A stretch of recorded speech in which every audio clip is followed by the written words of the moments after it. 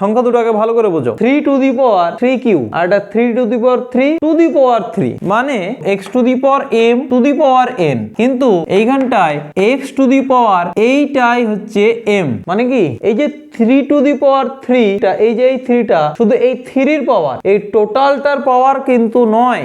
এই 3 টা এই টোটালটার পাওয়ার, কিন্তু এই 3 টা শুধু এই 3 এর পাওয়ার, মানে এই সূচকটা এই 3 তে অ্যাপ্লাই হবে কিন্তু এই 3 তে অ্যাপ্লাই হবে না, কিন্তু এই 3 টা টোটালের উপরে পাওয়ার, মানে টোটালটার উপরে অ্যাপ্লাই হবে। সুতরাং আমরা 3 নম্বর ফর্মুলা অ্যাপ্লাই করতে পারবো, কিন্তু এইখানটায় 3 নম্বর ফর্মুলা আমরা অ্যাপ্লাই করতে পারবো না। তাহলে এইটা সমান কি হবে?